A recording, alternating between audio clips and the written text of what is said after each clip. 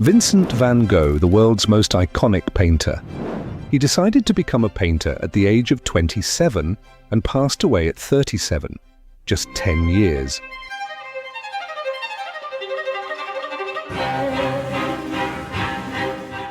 But in those 10 years, he created such works that continue to touch people's hearts, even centuries later.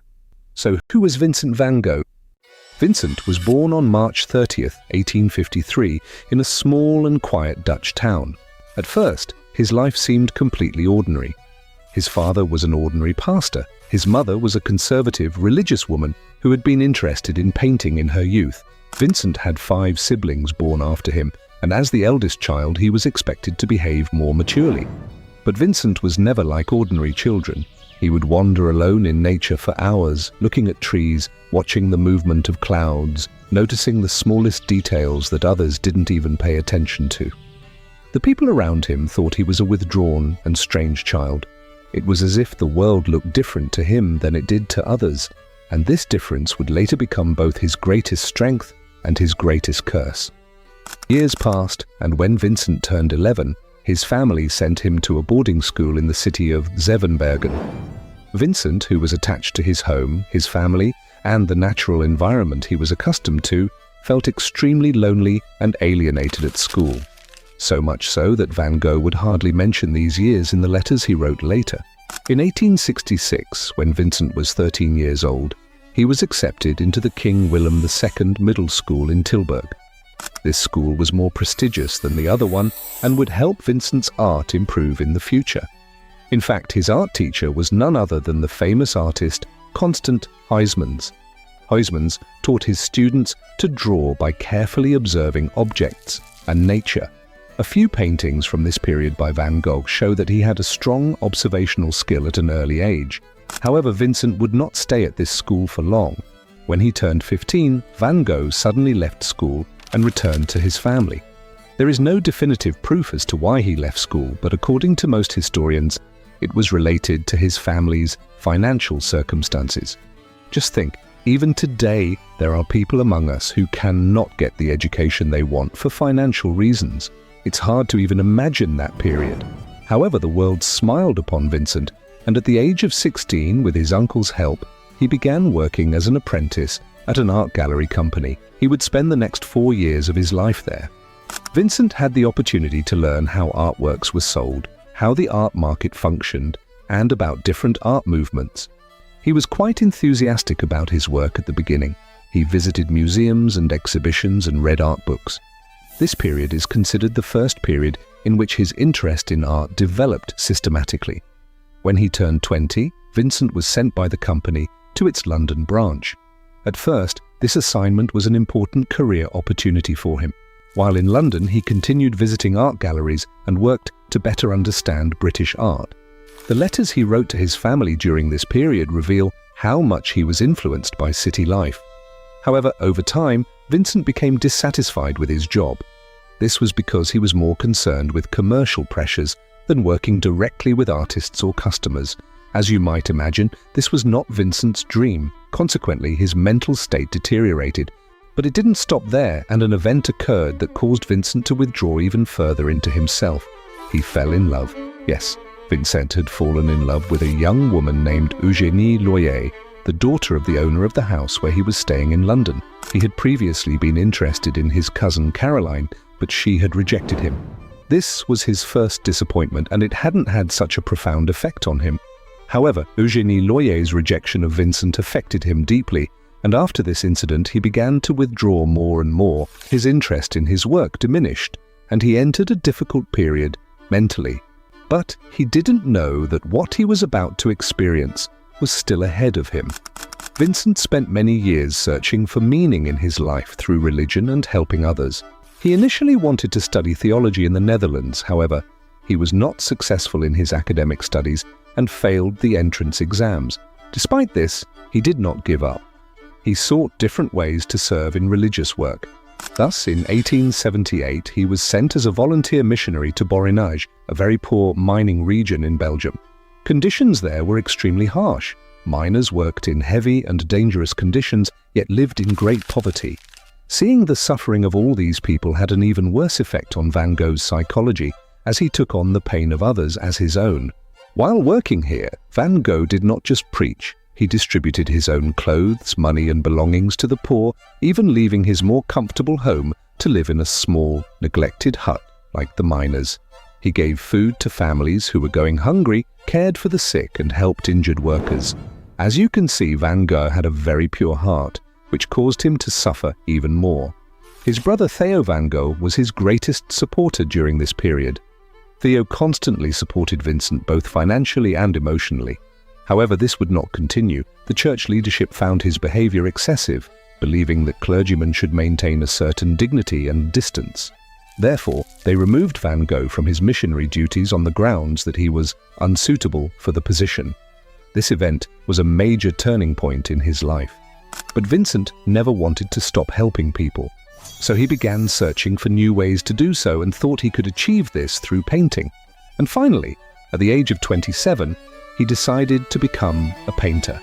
Yes, at an age when most of us would say it's too late, he chose to make a new start. From then on, he would devote all his time to painting.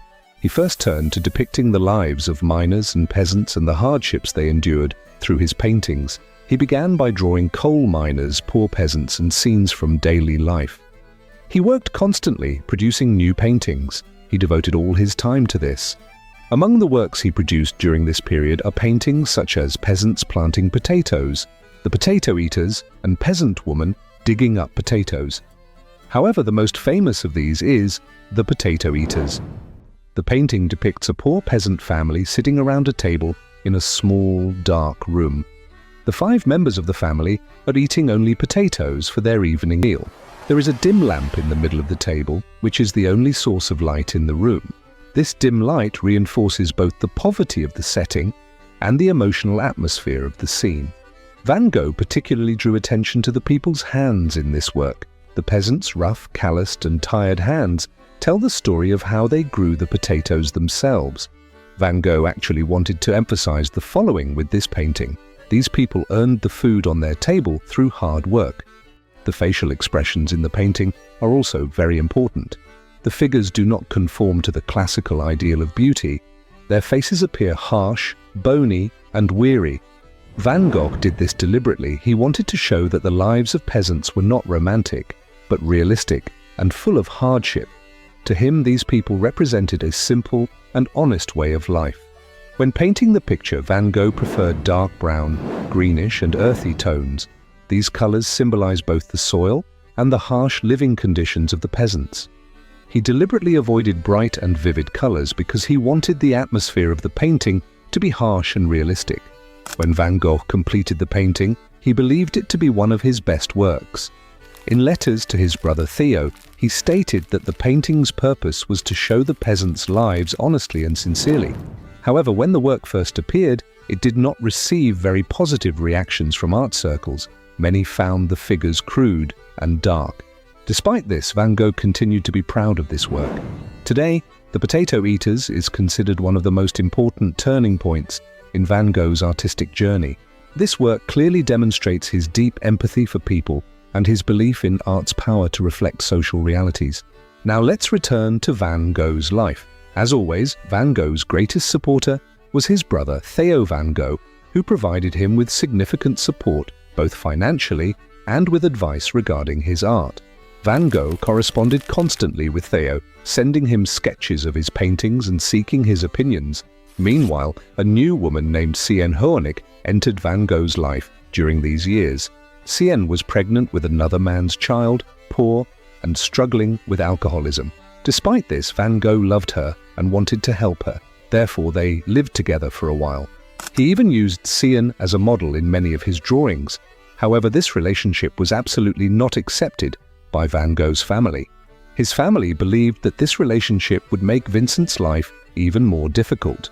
Due to financial difficulties, Sienne's health problems and social pressures, the relationship did not last long, and they separated. Despite all these difficulties, Van Gogh never gave up his passion for painting. He produced many valuable works during this period, but there was a distinct gloominess in all of them. In one of the letters he wrote to his brother Theo, Theo suggested that he paint more colorful pictures. Van Gogh began to use increasingly vibrant colors in his later works, demonstrating that he took his brother's advice to heart and helped him develop the style we now recognize as the Van Gogh style. At the age of 33, Van Gogh moved to Paris to live with his brother Theo Van Gogh. Theo worked at an art gallery and introduced Van Gogh to Paris's art scene. During this period, Van Gogh became acquainted with the Impressionist and Post-Impressionist art movements.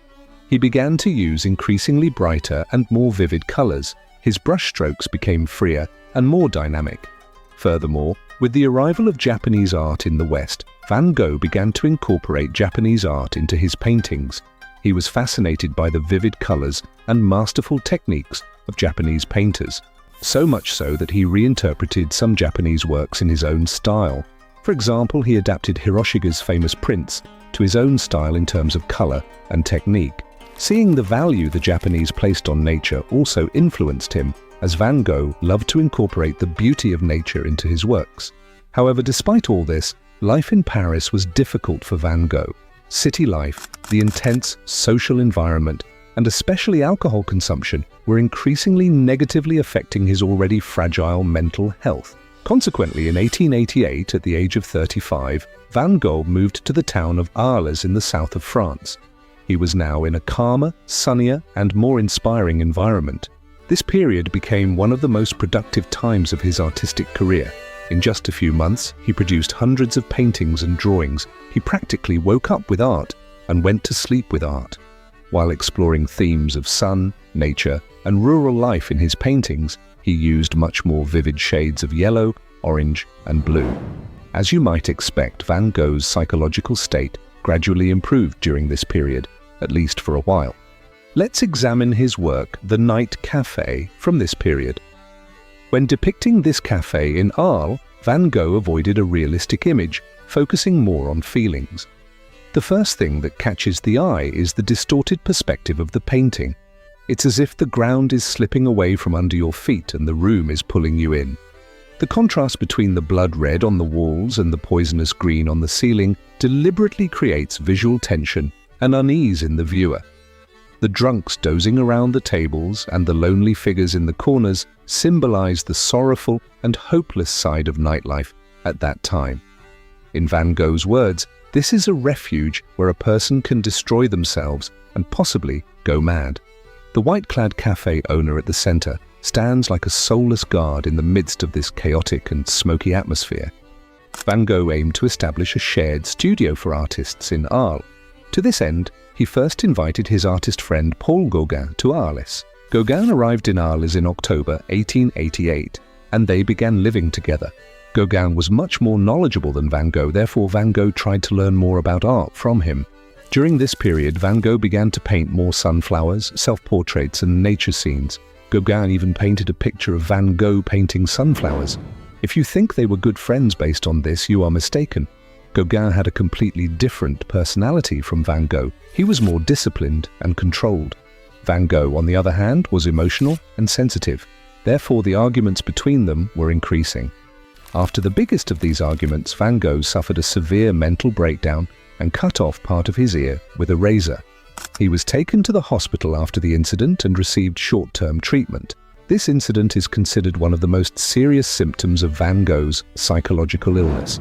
After that, his mental state began to deteriorate even further. For this reason, Van Gogh voluntarily admitted himself to the Saint-Paul-de-Moselle hospital in France in May 1889.